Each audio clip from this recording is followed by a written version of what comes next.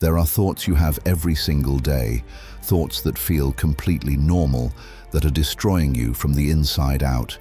You don't notice them because everyone else has them too. But here's the truth. The Stoics understood 2,000 years ago, your mind is not a passive receiver of thoughts. It is a garden, and the thoughts you allow to take root will determine the quality of your entire life. Welcome to Peak Protocol. Today, 5 thoughts you think are normal, and why each one is quietly dismantling you. Thought number 1. I deserve to feel good all the time. Modern culture has convinced you that happiness is the default state, and anything less means something is wrong. Discomfort is a problem to solve. Sadness is a malfunction. Boredom is a crisis. Marcus Aurelius saw this for what it was, a trap. He wrote, "The impediment to action advances action. What stands in the way becomes the way." Translation: discomfort is not a signal that you're broken. It's the raw material for growth. When you believe you deserve constant comfort, you become fragile. Every minor inconvenience becomes an outrage. Every bad mood becomes an emergency. The Stoics trained themselves to expect difficulty, not as pessimists, as warriors. Stop chasing comfort. Start chasing resilience. Thought number 2. If I overthink it enough, I'll avoid making a mistake. This one disguises itself as intelligence. You call it being thorough. You call it being careful. Seneca called it something else, a form of slavery. The Stoics had a word for this, akrasia.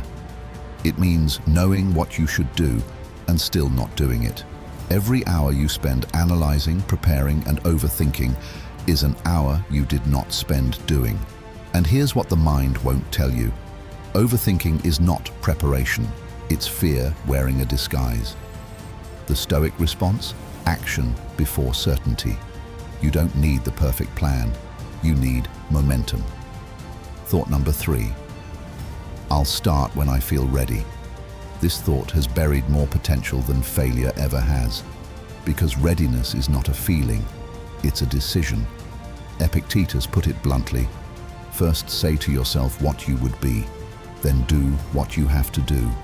Not wait until you feel like it. Not wait until conditions are perfect. There will never be a day when you wake up feeling completely ready. The people who succeed are not the ones who felt ready. They're the ones who started anyway.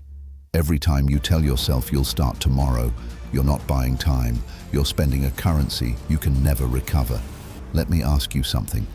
Of the 3 thoughts you just heard, how many have crossed your mind this week? 1, 2, all 3? That's not an accusation. That's the point. These thoughts feel normal because they are normal. But normal does not mean harmless. And the next 2 are the most dangerous of all. Thought number 4. I should be further ahead by now. You scroll, you compare, you look at where other people are, and you measure the distance between them and you. This is what modern psychology calls social comparison. Seneca had a different diagnosis. He said, "We suffer more in imagination than in reality." The person you're comparing yourself to does not exist. You're comparing your behind-the-scenes footage to their highlight reel. And the Stoics were ruthless about this. Your timeline is yours. Comparison is a theft of attention from the only thing you actually control, your next action. You are not behind. You are where you are. The only question that matters is what you do from here. Thought number 5, the most dangerous of them all. What if it doesn't work out? This is fear pretending to be prudence. It sounds responsible. It sounds like you're thinking ahead.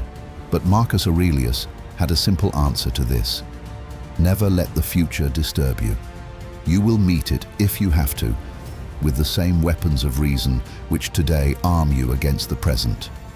You are trying to solve a problem that does not exist yet, using fear as your only tool.